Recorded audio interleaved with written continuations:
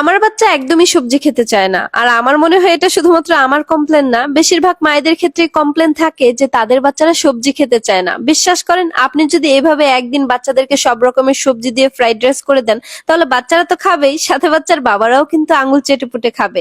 তো যাই হোক, চলেন মূল রেসিপিতে চলে যাই। ফার্স্টে আমি এখানে বাটার দিয়ে দিয়েছি। আপনারা কিন্তু চাইলে এখানে সাদা তেলটাও ব্যবহার করতে পারেন, তবে বাচ্চাদের জন্য কিন্তু বাটারটা অনেক বেশি হেলদি। তো যাই হোক, এখানে আমি একটু গার্লিক দিয়ে দিয়েছি, আর গার্লিকটা দিয়ে একটু লাল লাল করে নিয়েছি। আর এরপর দিয়ে দিয়েছি ম্যারিনেট করা চিকেন। আর চিকেনটাকে কিন্তু আমি আগে থেকে লবণ, লেবুর রস এবং আদা রসুন বাটা দিয়ে ভালো করে ম্যারিনেট করে রেখে দিয়েছিলাম, রান্নার প্রায় আধা ঘন্টা আগে হবে। তো যাই হোক, এরপর দিয়ে দিয়েছি কয়েকটা চিংড়ি মাছ। আর চিংড়ি মাছটা দিয়ে কিন্তু বেশিক্ষণ নাড়াচাড়া করা যাবে না, তা না হলে আবার শক্ত হয়ে যাবে, রাবারি টাইপের হয়ে যাবে। তো যাই হোক, এরপর দিয়ে দিয়েছি পেঁয়াজ, আর এরপর দিয়ে দিয়েছি আমি এখানে ডিমটাকে সুন্দর করে ভেজে নেব। আসলে আমি রেসিপি ভিডিও ওইভাবে মানে বানাইতে কেমন জানি আনইজি লাগতেছে, যে এইটা দিতেছি ওইটা দিতেছি।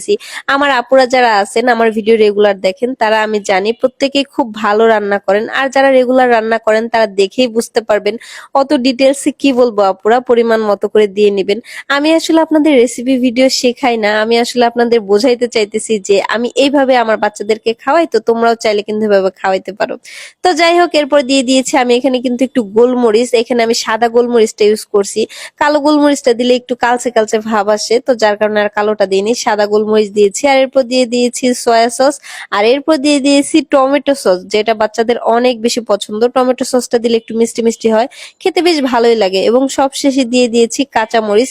কাঁচামরিচটা আমি সবার লাস্টে দিয়েছি, যার কারণে মানে ফ্লেভারটা খুব সুন্দর আসে, আর ঝালের পরিমাণটাও কম হবে।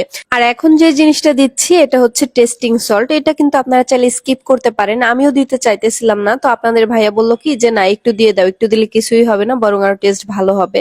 তো যার কারণে একটু দিচ্ছি। আর আপনারা চাইলে কিন্তু এখানে একটু চিনিও ইউজ করতে পারেন। আমার বাসার সবাই আবার একটু মানে চিনিটা অ্যাভয়েড করে, আর যেহেতু টমেটো সসের চিনি আছে, যার কারণে আলাদা করে আর চিনিটা দিলাম না আমি।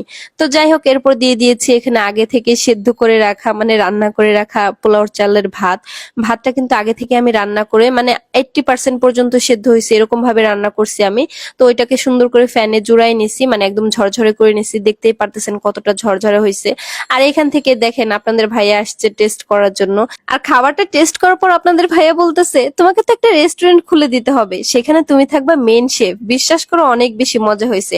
আসলে হাজবেন্ডের থেকে এরকম একটা কমপ্লিমেন্ট পাইলে আমরা মেয়েরা আর কি চাই, তাই না? অনেক বেশি ভালো লাগে যখন কেউ এভাবে প্রশংসা করে। তো যাই হোক, ফ্রাইড রাইসের সাথে আজকে আমি বাচ্চাদেরকে সার্ভ করেছিলাম চিকেন ফ্রাই, এটাও অনেক বেশি মজা হয়েছিল। তো এরকম সুন্দর একটা কালারফুল প্লেটার যখন আপনি আপনার বাচ্চার সামনে রাখবেন, দেখবেন বাচ্চারা অটোমেটিক কিন্তু খেয়ে সুন্দর শেষ করে ফেলবে। তো যাই হোক, আজকের ভিডিওটা এ পর্যন্তই। ভিডিওটা ভালো লাগলে অবশ্যই লাইক, কমেন্ট এবং শেয়ার করতে ভুলবেন না। টাটা, আল্লাহ হাফেজ।